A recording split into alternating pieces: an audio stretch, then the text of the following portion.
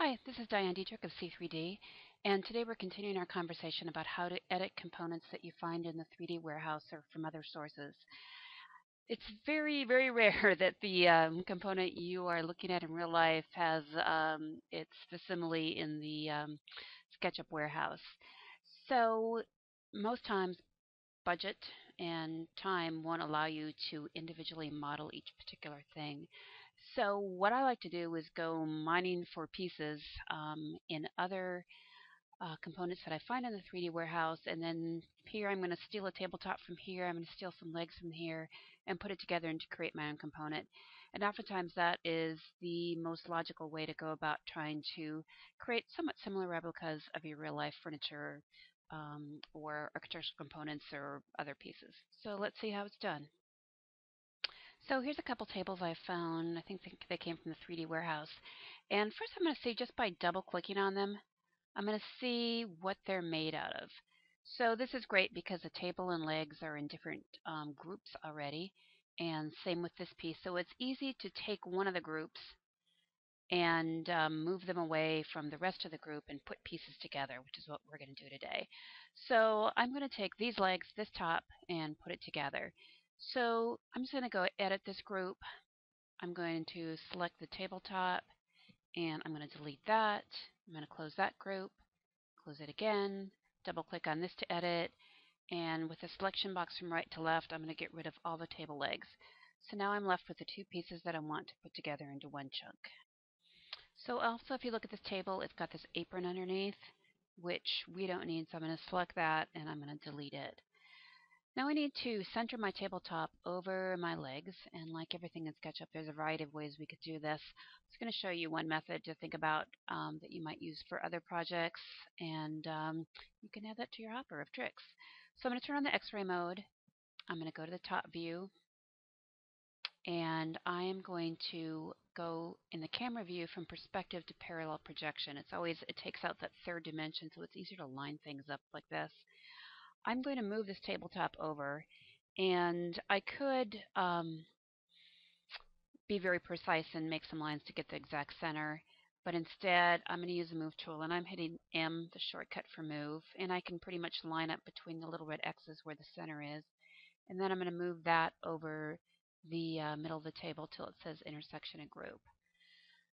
So now when I go to the side view, this is not exactly what I wanted, but it's easy to fix that. I'm going to pick a point, and as long as I look for that blue access line to know that I'm going straight up, I can go ahead, because I started from the bottom of the table, I can snap to the top of the table legs. So you don't want to work in transparency, so I'm going to turn that off. It's just a toggle, it's on or off, and go ahead and change camera back to perspective so we can take a look at our table. All right, now I'm going to paint some wood material on this tabletop. So I'm going to go to the paint bucket tool. In the select tab, I'm going to go to the wood options. It's a drop down. If you are on a Mac, you need to click the brick to get to the material or the texture options. I'm going to pick cherry, and then I need to double click on the surface until I get down to the texture level. That means that all the surface is lit up with all these little blue dots. So I'm going to pick my material, and if I hold down shift while I paint one plane, the whole table should paint together. Now, there's not a ton of wood textures that come in the materials, so I'm going to show you how to edit materials that come in this paint bucket tool, which a lot of people aren't aware that you have the option to. So I'm going to go to the Edit tab, and I'm going to, with this wood cherry still selected, I'm going to desaturate it, which just makes the color a little less intense, and a lot of SketchUp colors that are a little too primary bright in some people's minds. And I'm also going to make this wood a little lighter. All right, that looks good. So I'm going to click out of it to close. So I'm going to go ahead and put these two parts together and make my very own component. So I'm just going to select everything by drawing a selection box around everything in the model. And I'm going to right click, and about halfway down there's the option to make component. So compared to making group, when you're making a component, it gets a little more complicated. First of all, they're asking you to give it a name. So let's call this our table. In the alignment, here's a good little trick. If you say glue to horizontal, that means that anytime you bring this model into your SketchUp model, it has to stick to a face, which usually is a floor. It might be the top of a wall sometimes, but it's much easier to place the model if you have that glued to option chosen. You also want to make sure that you have replace selection with component chosen. Otherwise, you'll just save an instance of a component and you'll still have separate groups in your model. And then I'm going to go ahead and say create. Okay, so now this table looks kind of like the table that we're using in real life, but it's not the same size. So we're going to at least scale it so it's exactly the same. So I'm going to go ahead and select the table, and I'm going to move it just to the center axis just so it's easier to scale. And like many things in SketchUp, there's a lot of different ways we could do this. I'm just going to show you one method again.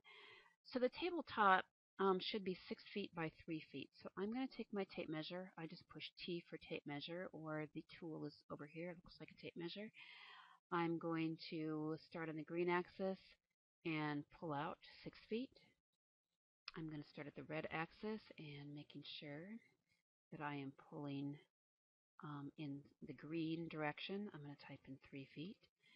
And then I'm going to use the scale tool. So the scale tool is right here, or you can also push S for scale.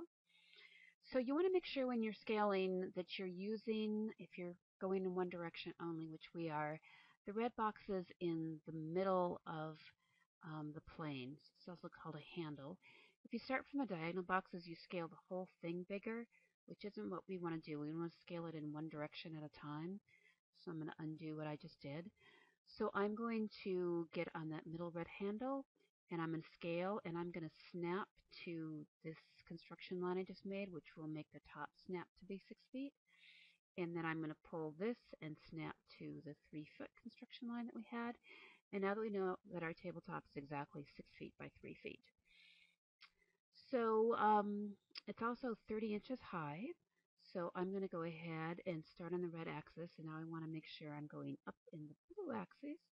So I'm going to go up and type in 30 inches, enter. And again, I'm going to pick the table. I'm going to hit S for scale. I'm going to get on the middle handle, and I'm going to snap to that 30-inch height that we just made. So I'm going to go ahead and erase all those construction lines, and voila, we have a great table that you can replicate these steps in under 5 minutes, just with a little practice. So thanks for dropping by.